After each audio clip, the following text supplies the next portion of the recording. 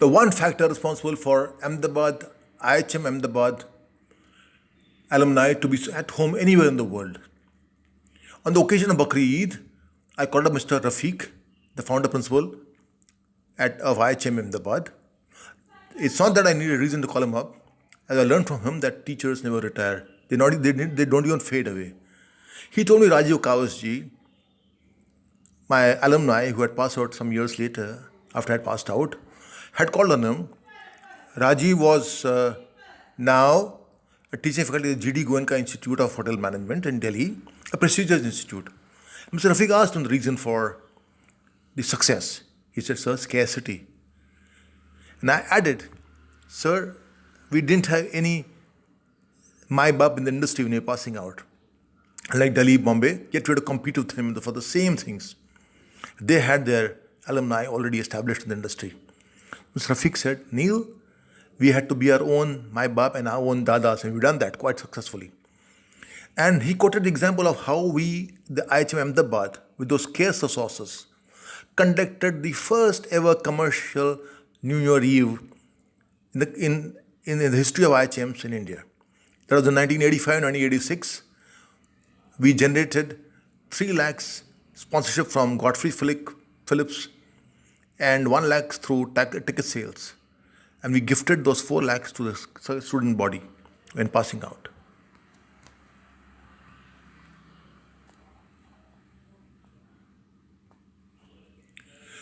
Yet we, with our scarce resources, we were very happy.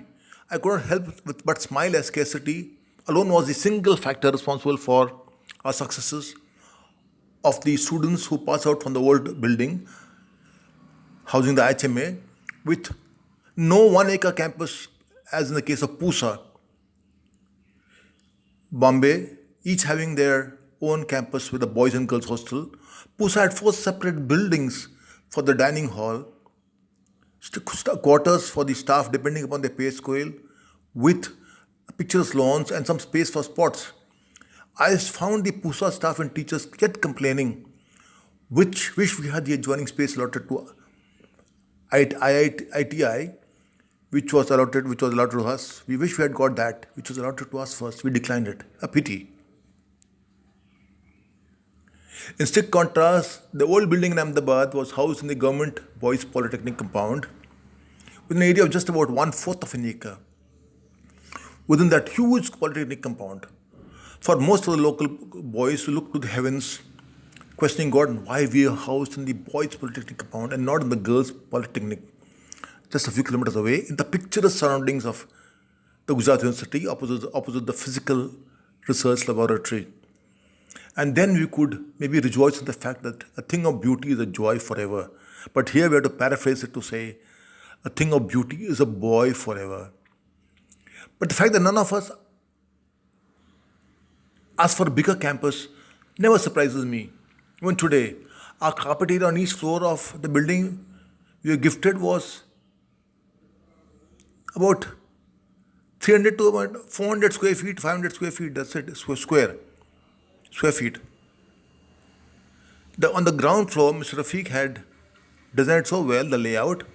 We had the front house practicals room, the stores, the administrative office, the office of the martinet, that is, there's only one martinet in that building, that is Mr. Borgia, the food and beverage service instructor, and of course the office of the ghost who walks, phantom, Mr. Rafique. You didn't know when he would appear and where he would disappear, and from where. And then the end of the corridor was 2 classrooms. One classroom partitioned into 2. The first floor for the basic training kitchen, which also doubled up at times as the advanced training kitchen. The housekeeping lab, laundry with the housekeeping staff offices, and the bakery with the day scholars' locker rooms. With no dining facility available in the evening for our hostlers, they had their meals in the neighborhood with a mother-daughter duo who cooked meals for their students and working professionals, which they served in their own house. simple homemade meals for which the students paid on a monthly basis on receipt of the money order. The second floor was home to the library, two classrooms, the chef's office, and the boys' hostel. Scarcity of resources meant scarcity of teaching staff. As no faculty member wanted to come to Ahmedabad, then Ahmedabad, 10 lakh, 15 lakh population, only textile mills to boast of, and a salary compared to Bombay and Delhi, Calcutta, and Madras was a pittance. The only people willing to come and who came there were the students from the Institute of Hotel Management, Madras, the Tamilian teachers.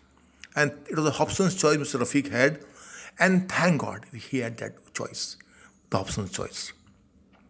Because the Tamilian teachers were role models, inspired us to do our work very well. They literally knocked sense into us. We needed sense, we needed to be knocked.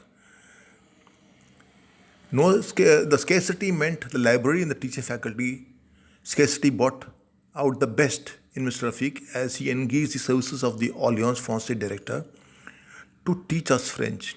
Late Mrs. Asha Verma, an Oxford graduate, who also taught at the Indian Institute of Management, Ahmedabad, and at premier colleges and institutions in Ahmedabad, was engaged to teach us English communications.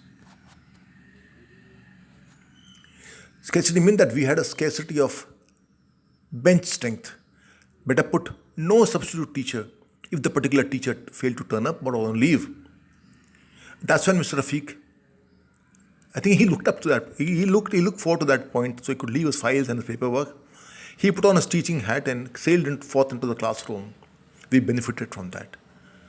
On one such occasion, he explained to us, using only a blackboard, chalk pieces, and his own fine communication skills, how the catering operations were done at the 1984 Olympics.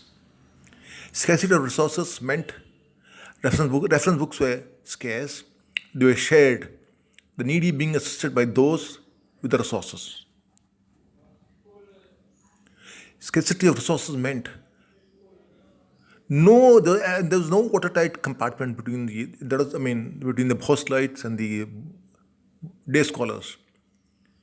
It was quite common to find day scholars breezing in and out of the hostels and staying the night over if there was a pending submission the next day.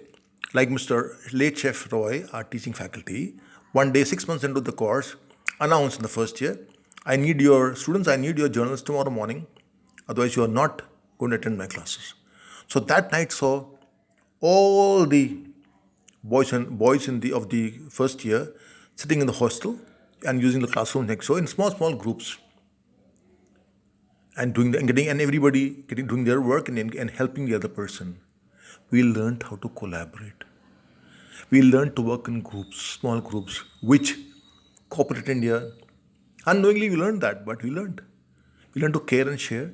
Unknowingly we learned all this, which corporate India pays management gurus a fortune, an arm and a leg to train their managers and executives for.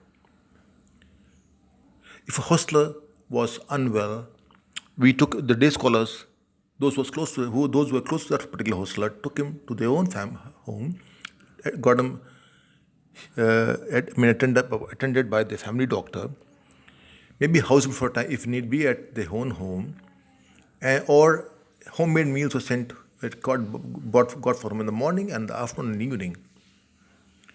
This was reciprocated by the hostelite themselves. When we day scholars missed out on carrying our food and beverage service napkins and our kitchen cloth for the practicals, they lent us that. Scarcity. We built not only our careers, but forced relationships for a lifetime with our juniors and seniors. With a skewed boys and girls ratio in the one-year diploma courses, of housekeeping and front office,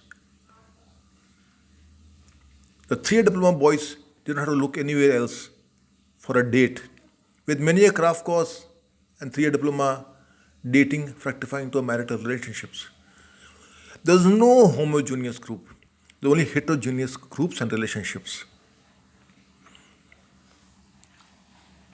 Now, unlike Bombay, Delhi, There's not a single trip to Ahmedabad that I'm not hosted by Harjinder Singh Sardar. Actually, he comes to receive me at the airport if he's informed. He, a one-year diploma student, but practically a three-year diploma student, as was with us, all the time except in the classrooms. He was a willing partner in our crimes because of scarcity.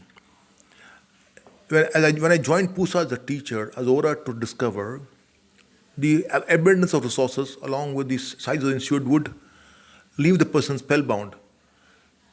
But student, leave alone knowing the other students in the one-year diploma courses, at times on being asked, but a course fellow would stump himself with, "Sorry, sir, he was in my year, but not in my group."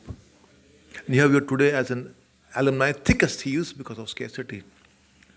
Harjinder helped us with inputs about kitchen and about food and beverage service, in which he had done a one-year diploma. When we reciprocated with our inputs whenever needed by him,